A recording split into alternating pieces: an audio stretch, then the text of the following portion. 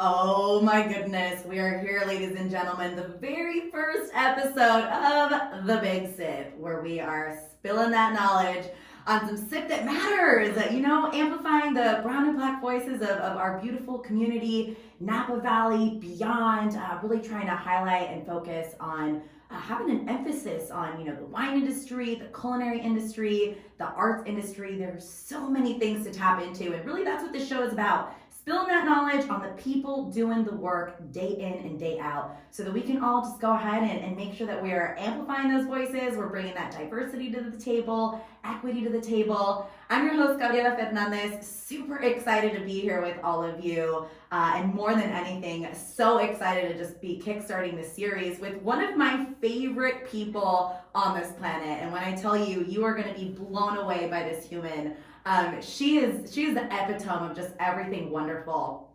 And it's so funny, I met her right in this very exact same studio over a year ago, and she was actually focusing in. She came in to talk about this new program she was launching. She was the director of public programs for CIA Copia, and she was here to talk about conversations at Copia, which was all about sustainability, all about looping in an incredible human, George Zimmern, who just did so much, does so much, and just knowing that she was here. And it originally just started off as like a, hey, I'm here for you to tell me about this show that you're doing. And it quickly turned into a friendship. I mean, let me tell you, I would not be lying if I say I didn't lightweight try to stalk Maryam. I enjoyed our interview so much. I was determined to make sure we were friends. And now we're on the same core team. We are. So without further ado, I'm so excited to present to you Maryam Ahmed. I am so excited you're here. Thank you so much for having me. I cannot tell you, this is maybe my favorite seat in Napa over time. Like getting to meet you at the time when we were really in the beginning of launching with Andrew and creating this program around conversations at Copia and just bringing new voices to the stage and with some really awesome people who were established to just open up these conversations, not just to the people in the restaurant industry or hospitality industry, but to the curious consumer who was really just wanting to know more about what goes on behind the scenes. That was really an amazing journey, that series. And it was really kind of my capstone series because it was at the end of 2019 and we all know what happened with 2020. We know. I got lucky. I got a couple in before we really got shut down through March. But that was really something I'm still so proud of producing. And sure. I was literally blown away just going as a guest and just seeing everything that you put together. Again, the Big Sip is really inspired by people like you who are doing the work. And that show, that entire series, was the heart of what it means to bring knowledge, power, education, and all of these different voices in an industry where we're trying to amplify, Black individuals, brown individuals, people in the LGBTQ community, who were incredible chefs, culinary partners, not just, because they're incredible for doing what they do, but then they also had the sustainability focus, and they were focused on how do I bring other people into this picture with me, which is something I've always admired about you. You said this thing to me once.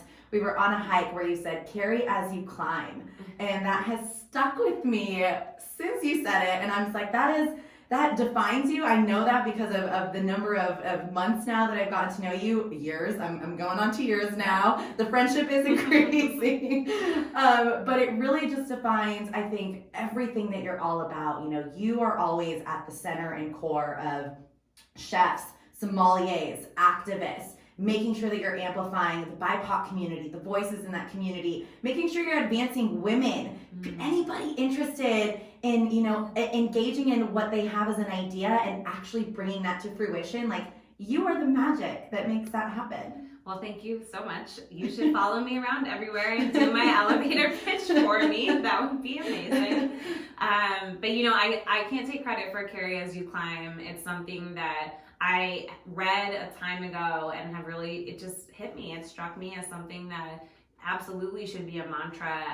I also very recently had a conversation with a gal that I'm working with that she said, if you get to the top floor and you're in the elevator, you send it back down. You do. You better make sure that you aren't just kind of walking through doors and closing them behind you. And I've always felt that way, of course, about women, of course, about anyone who is looking to really enter, especially those who might not otherwise have a chance, really diversifying how we look and feel as a hospitality industry, food and wine industry, just making sure that we're holding the door open for everybody who wants to come in, because this industry is not singular. Not at all. Thrive in singularity. Not at all. And I mean, just take something as simple as wine, right? Which we're drinking some fabulous wine. Cheers. Thank you so much. Yes, absolutely. Can't have the Big Sip series without some wine that you're sipping on while you're trying to spill some knowledge. But you take a look at something as the wine industry, an over $60 billion industry. And there's no way we can say that there's no space in there for anyone except for, the Anglo voice, the white voice, which we're very familiar with. There needs to be times and all the time when we're creating spaces for other individuals to come in. And you think about wine and just how diverse it is, from the varietal to the regions where it's being grown, the people behind it. I mean, if there was no diversity in wine, you'd have really boring wine. Yeah, and so the same thing when it comes to just the amplification of who's operating in these industries. What are we doing? What are we working with? We've got to keep that amplification and that diversity going. And you, like I said, so excited to have you here. This powerhouse of a woman. How did she become what she became? Walk me through what that looked like, your journey through this. I feel like my parents probably have conflicting stories about this, but I'm definitely one of the lucky ones in that I'm known, I think, at my core for a long time that hospitality was it. I just didn't always have the word for it. So when I was younger, real young, I would host my mom's friends after church, actually, for scheduled, basically self-care time. I would file their nails for them or give them a little $1 a minute shoulder rub. $1 a minute. I was maybe 7.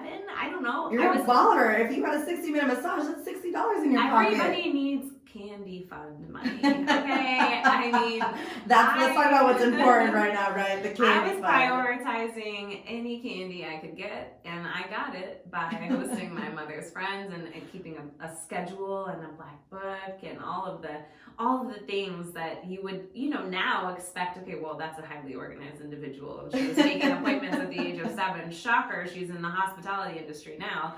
But at the time, it didn't really necessarily mean I was headed on that path. Right. But it's just one of those first examples. And when I was really also young, I learned how to type on my first Gateway computer for if you know, you know. Throwing it back. If you Gateway, know, you know. Oh my God. On the Gateway computer. The AOL chat. Yeah. Everybody had the same background screen, right? The cow box, like the cow print.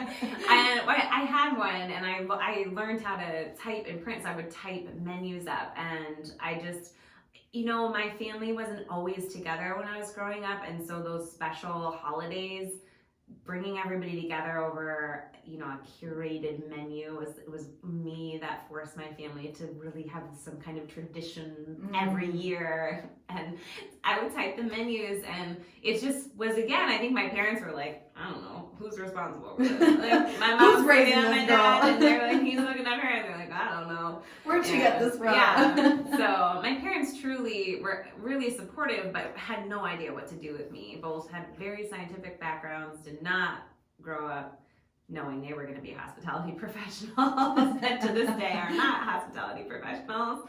But it really kind of just became ingrained in everything that I did, and even in high school and my early college years, I was just the organizer of everything, sort of the epicenter, the glue of everything, whether it was a vacation with friends or a dinner party or a prom planning committee meeting, or you name it, I was at that meeting on time and taking roll call, of course. And let me tell you, that hasn't changed, because anytime I get excited about something, I'm like, I need to loop Maryam into this conversation. Because you are the person who takes the idea and brings it to fruition. Yeah, I love seeing, I really love seeing, okay, if you take the idea, the grain of the idea, and then you see everyone's sitting down around a table, and like you see the lights come on in their eyes and in their cheeks as they're smiling, or the pop of a wine cork, or the setting of a plate in front of someone. There's just so much magic there, and I've just always felt that way. So I went to school for hospitality. I fell in love with wine while I was there. I've been in the wine industry really since I discovered I could be. I carved out an internship for myself at a Finger Lakes winery. Awesome. And that led to working for a distributor in New York City. And that was my first experience in the big city. She started off in the big city. Check her out. I was an upstate New York native, had not lived in New York City prior to my college years. And then I really loved it. And more I got introduced to producers and people in the wine community through my work at the distributor, and just sort of started to realize that there was this real magic around West Coast living. Is there? You don't Here I am. Napa Valley specifically. And I just thought, I love New York so much, but it's all I know. And I don't want it to be all I know. And so I moved out west in 2013 and moved to Walla Walla, Washington. Go Walla So Walla. nice, they named it twice. So nice, I love that. A really amazing wine region, such fantastic people, full of entrepreneurial spirit and pioneering spirit. And I got my winemaking degree while I was there. And then all of that came to a head when a position with the Culinary Institute of America came open here in California, in the Napa Valley. And I just thought, well, I can see how all of the things I've done, including booking manicures and pedicures for my mom's friends at church, to come into play to make me successful in this role. And it's true that it did. It kind of all culminated, and that factor of being the glue really came into play with my experience at the culinary, because I really had to kind of consensus build and get people around a table and have discussions and build a department and then get people to agree within the department. Yeah. And there was just so much growing and scaling and creating that if I hadn't had that experience kind of leading into my work with the CIA, I think it would have been a lot more challenging. So, that's how I ended up where I am now. Incredible. No, I love that. And just to be clear, you didn't know you just decided, I'm booking my ticket to Walla Walla. I know no one, but this is where my compass is leading me. Yeah, I knew I wanted to be in the wine industry, and the more time I spent with producers, the more time I realized how much the making of wine, I was in love with the idea of it, and I romanticized it so much. I still do. I already have the degree, and I still am like, it's so amazing. But I didn't know anybody. My main objective was to attain a degree in viticulture and enology without spending too much time outside of the industry. And I went to hospitality school, and it was fabulous, except there was really no baseline science. And so I was looking at master's degree programs that were going to take me 4 years. And I was already really at a stage in my career where taking 4 years away to not potentially become a winemaker, but to obtain a degree wasn't worth it. Didn't make for sense. me. It didn't make sense. It didn't click. But when I went to Walla Walla, the people that I met, honestly, I love soil and dirt, and the dirt was awesome. And the big sky and the mountains, it was the right place and the right time. And yeah, I booked it. I packed all my stuff into a little sedan, drove across the country, and I'm here still. She's liking it, ladies and gentlemen. She's liking it. The West Coast is stuck with me, and my parents dismay, but I'm not, they visited and they're like, oh, I get it. How do you push through that fear? So I'm thinking about, someone who's listening right now who's like, yes, I've always wanted to, whether it was the wine industry, the culinary industry, whatever that passion looks like for them, wanted to just dive into this space that was just so curious for them, right? Curiosity, they say killed the cat, but I say no, it just opens up more doors for you and gets you some questions that you wanted answered. Talk to me about pushing through a little bit of those maybe initial fears that really just propelled you to position yourself to where you are right now. I mean, I think it's important to say that I didn't have everybody's support when I made that decision. I had a great job in New York. I had a great 4-year degree. To a lot of people who didn't take the time to understand it wasn't their decision. Key number one, you run your own life. Yeah, externally, it seemed like, what is she doing? She's going to trade in this New York City life for overalls and a career that has a question mark on it. Right, and is she really going to become a winemaker? Who knows? You're going to trade that in. So I had this external pressure too of people who were like, why are you even thinking about this? And you know what? I appreciate them challenging me because it was those moments that actually mattered the most, because it was then that I could really read into my gut and say, I know this is the right thing. And for anybody who's considering this leap of faith, it's real. The closer you get to who you are meant to be and who you are going to thrive as, the more fear rises to the surface. Oof.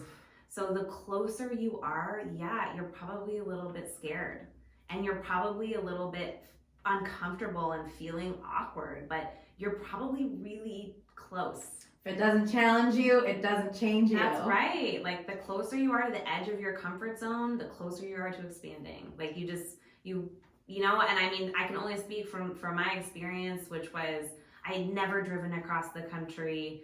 I had never really spent much time, really a lot of time out west. But it was maybe the last time I've been that sure in my whole life. For real, one of the most sure times where I've been like, I don't know what's going to happen on the other side of that, and never in my life have I not known what's going to happen on the other side, but I'm going to do it. I'm going to take a bet on me. I'm going to put my chips down on Maryam. Yeah. And I love that. And you did that again in 2020 when, this has been a wild ride for so many people this year.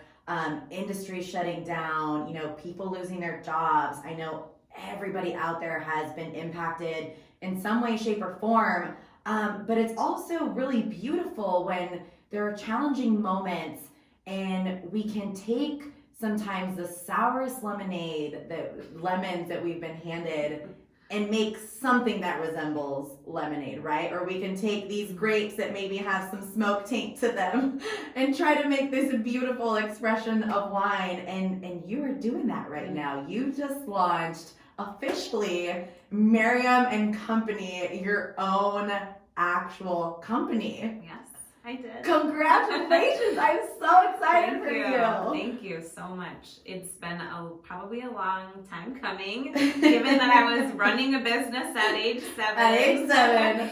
But it's been an amazing journey. And I mean, also, still, even though it's, again, seeming like this is an amazing leap and an amazing journey, I went through my own period of grief of it being not exactly on my terms. Mm-hmm. I had so many plans in the queue and big ideas and big dreams, but I really wanted to make those decisions on my terms. And there are so many people this year who have lost so much even if they were preparing to not have it be on your terms is so challenging. Yeah. So I've spent a lot of time in conversation with people like that. But in the hospitality industry, in the restaurant industry, wine industry, we're fighters. We're a scrappy bunch. We're scrappy.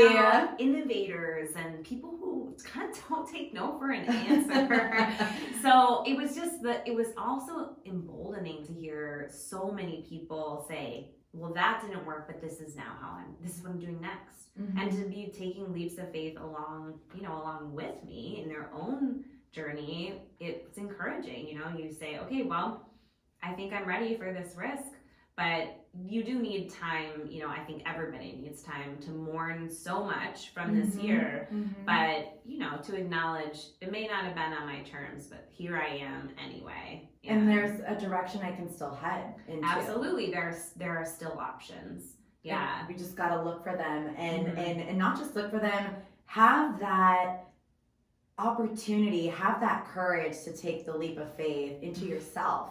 And again, whether that means, asking for help or asking questions. I mean, I'm a big believer in we don't know the answers to the questions we're not willing to ask. And as uncomfortable as it can be to ask those questions sometimes, as uncomfortable as it can be to be the first person to do that outreach because your fear of rejection or someone ignoring you or whatever that looks like for you manifesting, it just has to be something that we transcend. And there's no, at least from what I've been able to discover, there's no magic formula except for just doing the damn thing. No, yeah, you just gotta kind of dive in for sure. And I wouldn't have known, I wouldn't have known about the Walla Walla program if I hadn't been also speaking with someone who was interviewing me for a position in Walla Walla for a fantastic winery. They acknowledged the experience I had and they said, this position might not be great, but we're hearing for you because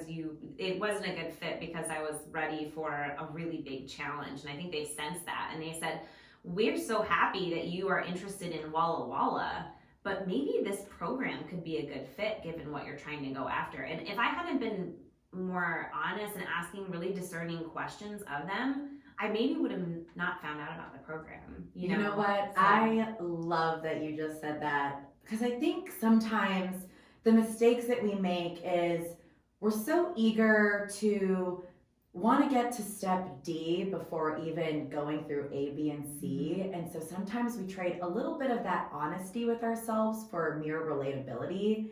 And we can't do that because that's when we find ourselves in situations where later you're not happy or maybe it wasn't what you expected. But it's when we can stick with our moral compass, with being honest and true to ourselves, whatever waters we're treading through, we're guided right to where we need to be. Whether or not we understand what's going on all around us, it somehow just ends up just sticking to what you end up needing to get in that moment. For sure, and you'd be surprised. I'm less and less surprised now, but you'd be surprised how many people are so willingly available to help right now, for you to say, I don't know the answer to this, but I feel passionate about it. Can you help guide me? The number of people who have so much experience that are willing to say, I'm happy to give you 10 minutes, 20 minutes, 30 minutes, an hour of my time to help you through this and to see you come into this industry and welcome you into it, or even just generally speaking, it's incredible.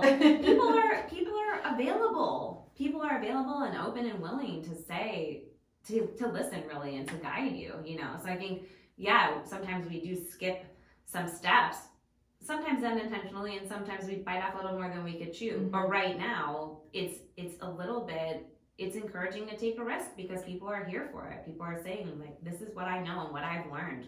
Please use this. Let it be of service to you. Yeah, and you're doing that right now with your company that you just launched, Maryam and Company, which is amazing.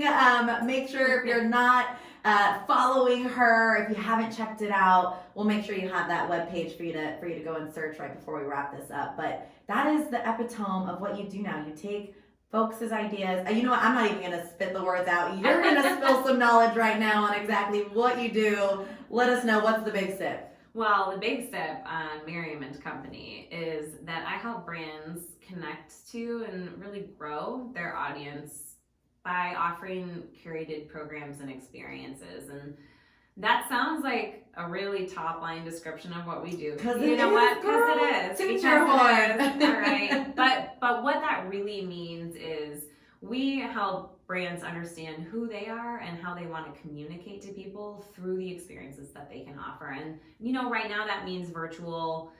I think in the future it's going to be both, absolutely. People are now very used to this idea of being somewhere without being somewhere, and we're going to have to deliver that. Exactly, and I think it's even more important in a virtual space to try to bring out that connectivity that we're all seeking, right? Absolutely, and that's a huge challenge, and we've definitely done that as Maryam and Company. We launched a monthly dinner series called Dinner with Mare. And so successful, so fun. I love it. It's so fun. It's just been such a great way to encourage connectivity, and I've seen so much come from it as far as people staying in touch and making friends during a time when that's really just it's not easy right now. And these are strangers, so our listeners are aware. Dinner with Mare is literally, if you want to sign up to have dinner with Mare, that's it. You don't need to know anyone. You don't even have to know Maryam. It's just if you're curious to just meet some great people, throw down in your kitchen and create a beautiful dish, which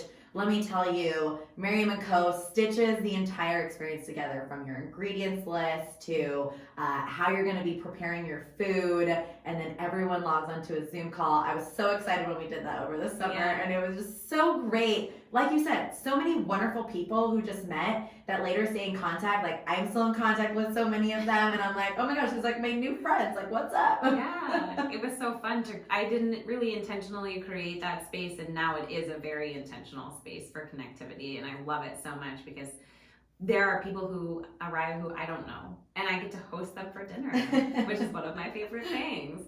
But, in addition to doing Dinner with Mare, which started as a passion project and has truly turned into something that we're offering as a company now, we're also working with brands to help launch their products or new concepts, and also just to help walk through this time where they realize connection and really the composition of how they connect with people is so important, and they might not have the internal resources or bandwidth to do it, and I think especially getting to choose the brands that we work with and being very intentional about brands that are really focused on diversity and really focused on women's leadership especially, and also to be able to branch from the wine industry out into food and hospitality and even retail.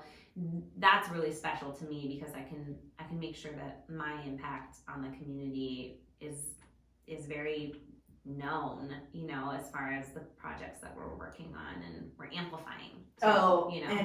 You are, if no one's told you yet, you are amplifying like nobody's business out here. And something that, it's so interesting, you skipped over this because I love this about Dinner with Mare. You actually give people an opportunity to have some of the funds and proceeds that go into basically buying into that experience actually goes to charitable organizations that are invested in the BIPOC communities and the advancement of women. I mean, literally everything you do comes full circle, and I think that is the greatest part just about what embodies not just Maryam Ahmed as a person, but what you're building and what you're creating is, again, carry as you climb. If you want to do something fun that's going to be great to connect, that's a business opportunity for so many people, how can we still help to give back? And you are so great about finding those places and spaces. Oh, well, thank you so much. Thank you. That's so nice. You always say it better than I can. No, I don't. It's like someone else painting your portrait for you. It's so important to me. I mean, it's ingrained in who I am, that my legacy isn't just about what I build behind my name. My legacy is how I help all the other things happen too. Yeah. So how we help bring other people into the mix, how we help elevate their voices. And I know right now you've got a really cool project going on. I am getting ready. I'm just like, I got my credit card in my hand and I'm waiting to spend some cash. You are working on this actual incredible project for the holidays coming up. Perfect timing. It's 'tis the season. Talk to me a little bit about this new venture that you're doing right now. Well, one of our clients is For the Culture Market. For the Culture. Yes, it's an Oakland-based market, typically held in person, launched in 2016, and was launched specifically focused on Black women-owned businesses. And, that could range from beauty products to cooking goods or wine or apparel and textiles, and at all of it. Also, I'm not gonna have any money left at the end of the holidays because I see all the vendors come in and I'm like, I'm gonna need that jacket. I'm gonna need that pair of earrings.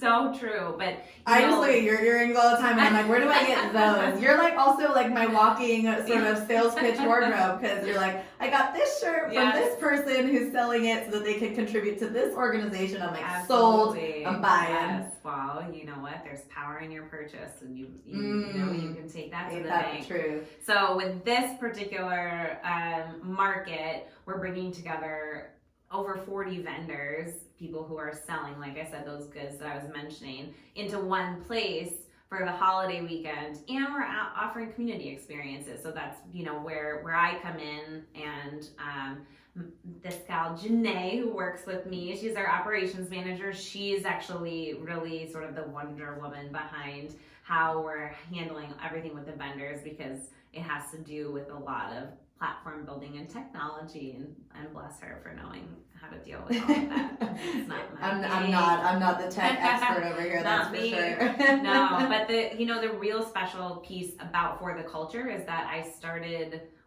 they were my first client after leaving the Culinary Institute of America, and I really want to take on clients and projects with the purpose of elevating women as well as, of course, the BIPOC community. And to have this be my first client out of the gate was just so special to me, because it meant what I was putting out there intentionally was coming back, and so these women are all incredible. The team of women behind putting on For the Culture is all women of color entrepreneurs. And I follow it on Instagram, oh my gosh, and I'm always like, I love all of you. Can I please meet in person? They are all amazing women. And then, of course, the vendors themselves are all fantastic. There are so many cool things going on for the market. There's tickets available right now for sale. You can go to For the Culture Market on Instagram and click through the bio, check out what the market will be. The marketplace itself will be free, but the experiences it's very low barrier to entry. We have early bird tickets for $10 and GA tickets general admission tickets for $20. So it's all in support of the market.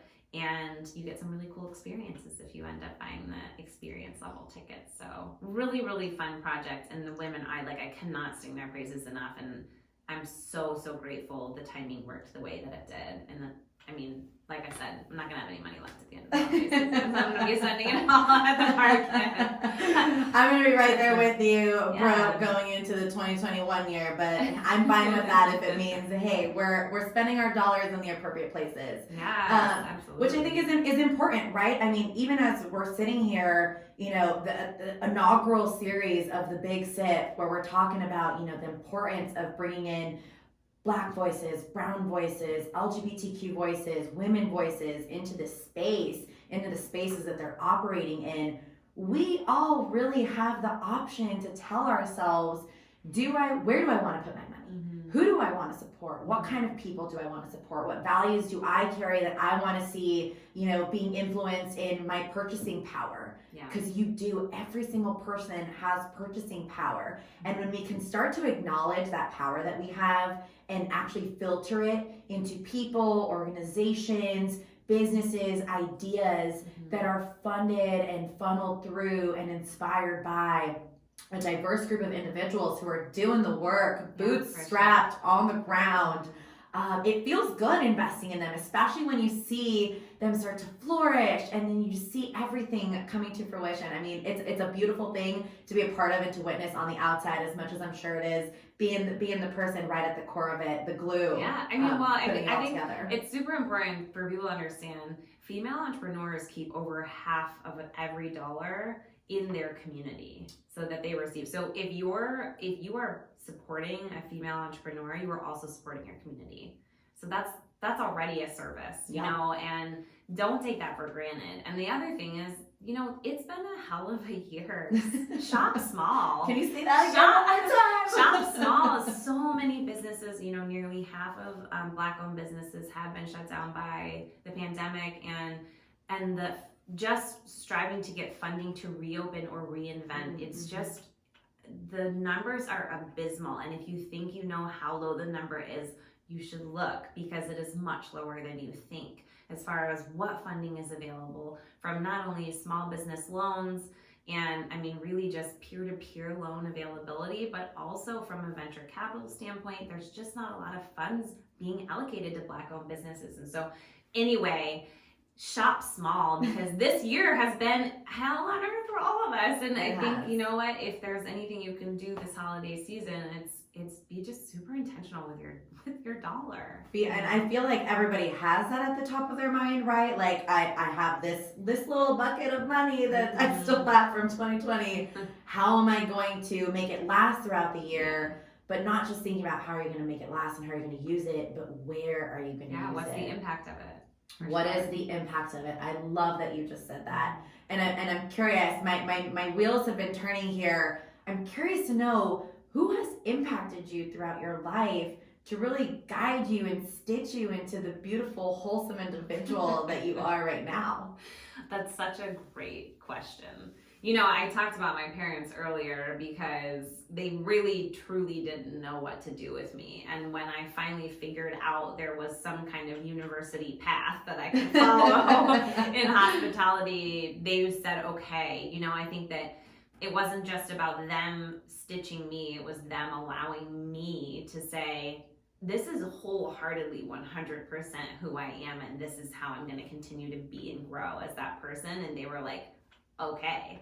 So I think that was very pivotal. Instead of saying, well, it would be more convenient for us if you would go to medical school or XYZ profession that we understand really well. Which I'm sure there's so many people out there who get that. I mean, I actually got that, and I did switch my major because my mom was like, you can't go to St. Mary's College, which has $60,000 a year, and major in nonprofit organizations. And I was like, somehow it doesn't match. So to her, it just didn't connect. Yeah, so she was like, I'm sorry, I'm gonna need you to switch your degree. But you had the courage, and you had maybe not so much the support right at the beginning, but you still had two individuals who were like, I'm going to let you stitch yourself together and really figure out, where does Maryam's passion and heart cross in with practicality as well, right? With what makes sense. And that's the path that made sense for you. For sure. And, I got really lucky. I had a great professor when I was at Cornell that was very happy to challenge me at every turn, basically never stopped asking me when I was going to go get my PhD, which of course I never did. But just someone who was like, oh, you think the finish line is there? And then he like pushed the finish line a few more feet forward. And that was always very encouraging. And it actually was pivotal in my decision to come to Napa specifically. And really since then, I have looked up to so many people in the food and beverage industry, specifically through my work. I mean, I work very closely with Julia Coney. She's someone who she's a wine professional. She founded an organization called Black Wine Professionals that I'm an advisor to. I'm also the chief repping the t-shirt. I love it. Yeah. And she's just someone who, she'll answer the phone. She will always show up ready to answer my questions and provide feedback to me. And there were a lot of people out at my time at the Culinary Institute. I think of Andrew Zimmern and the value of his time, but him granting me that time, kind of sort of seeing what I wanted to accomplish and where I wanted to go, and telling me, it's totally possible, So there's so many more, but. And that's that's when you have a really beautiful story, is when you can take every piece of you, genuinely look at yourself, analyze yourself, and be like, there are so many people who are a part of who I am that influenced me in getting here. Absolutely. And that speaks to the connections that we're able to make. It speaks to the relationships that we're able to build.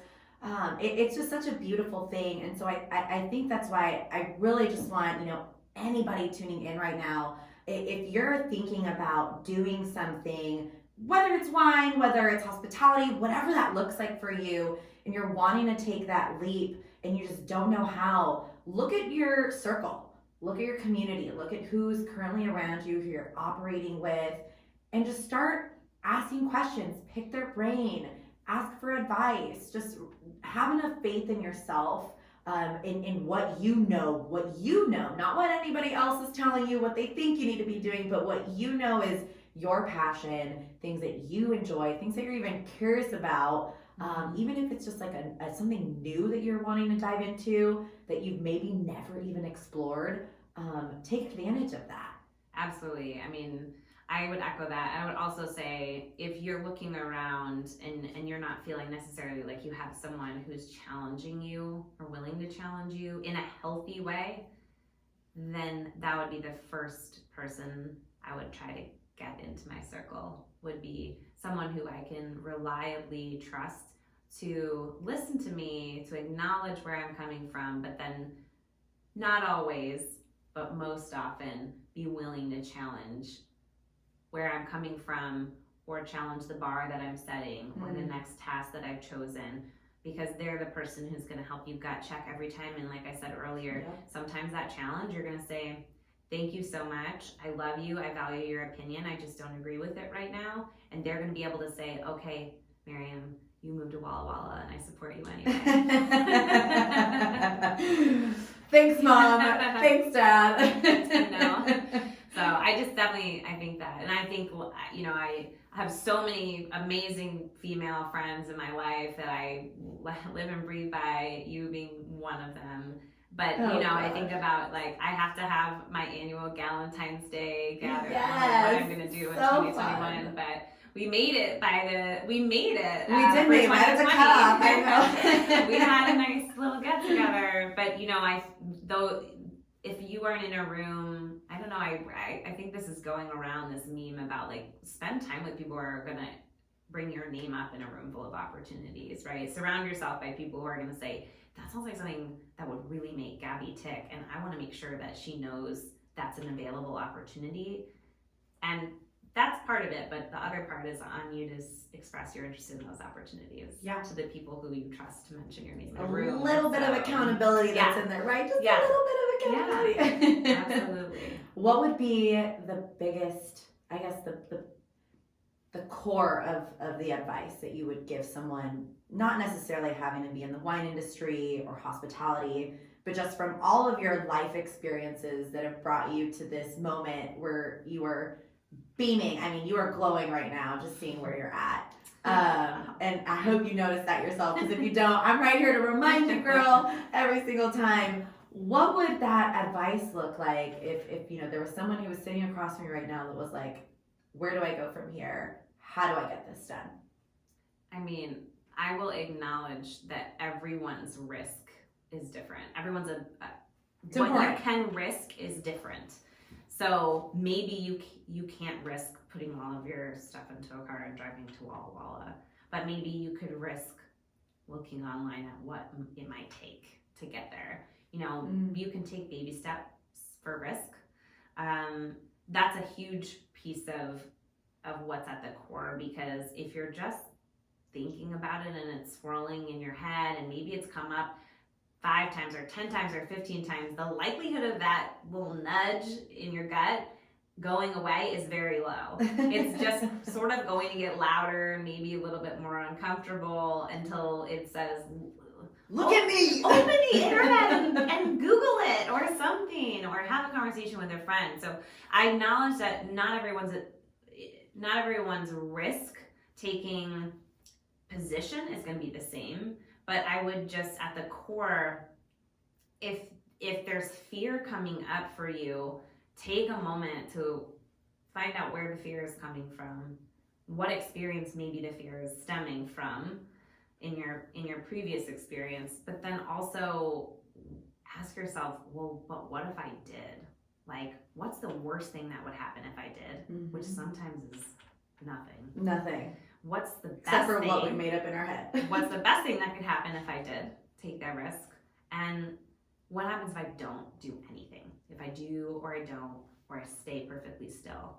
And honestly, there have been moments for me in my life where the staying still part sounds way worse than the potential failure and sounds terrible by comparison to the potential success.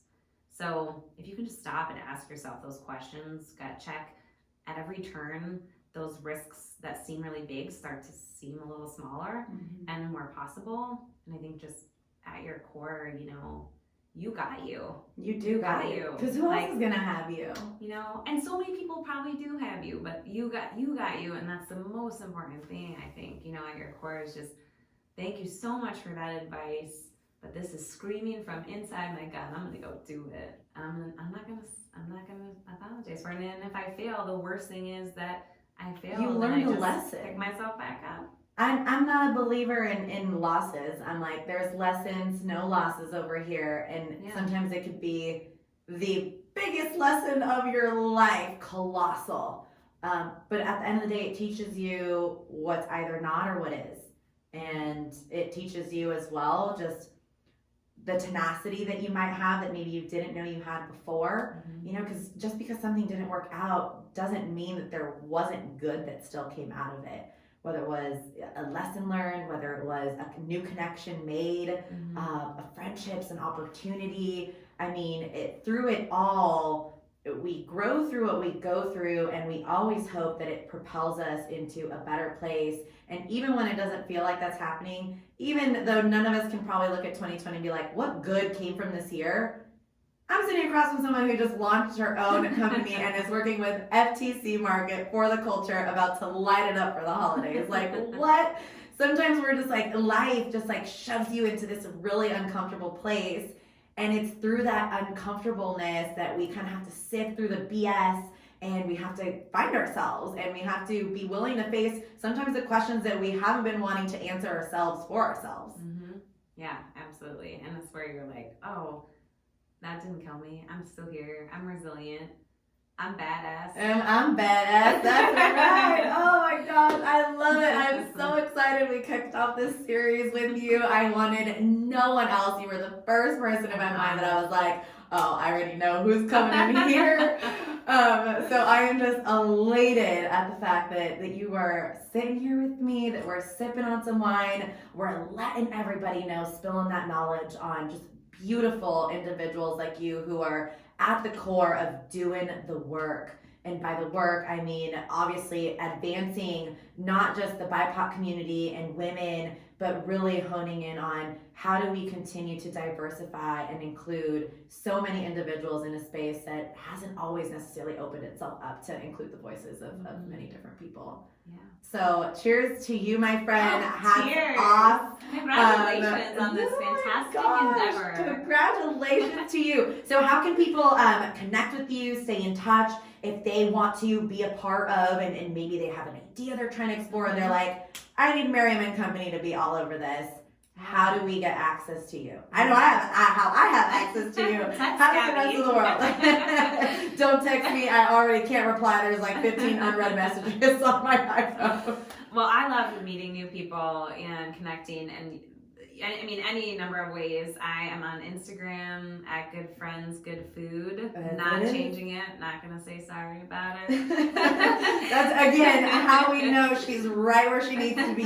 Good Friends Good Food. And my website is maryamahmed.co, and the spelling I think will be provided for you. It's not always easy for everybody, but that's the best place. Also send me an email and just let's get in touch. Let's talk. And I'm here for the people who want to connect for business reasons, but I'm also here for the people who are like, you know what? I just told you to take a risk. So come to me. Come to me with that risk. I'm here for it. And I'm so excited for you. And yeah, I mean, let's grow our network. Let's commune. I'm in. I'm in. We're here for the big sip. I love it. Well, thank you so much for joining me. Is there any last minute things that you want to go ahead and leave our listeners with? I'm so inspired by this series that you're doing. I'm so inspired. The words, I mean, that's such a hard question, Gabby. You're putting me on the spot. I'm sorry, did I not do that already? It's all of a sudden, Maryam, please end us with some words of wisdom and bide your time until you come up with them.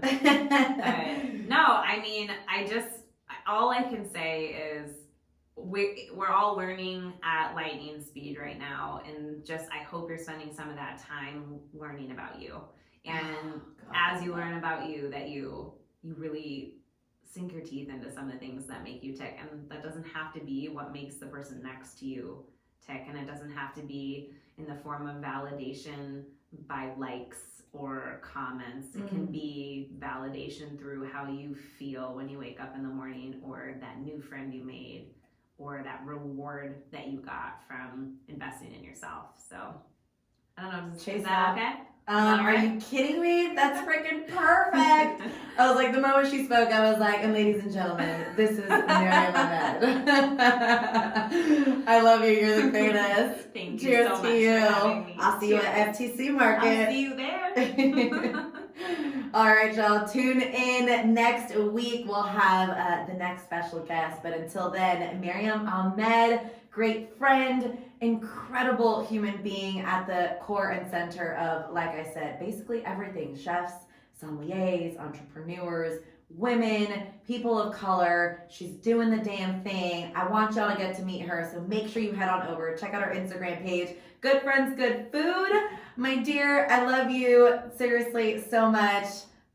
We out. We out.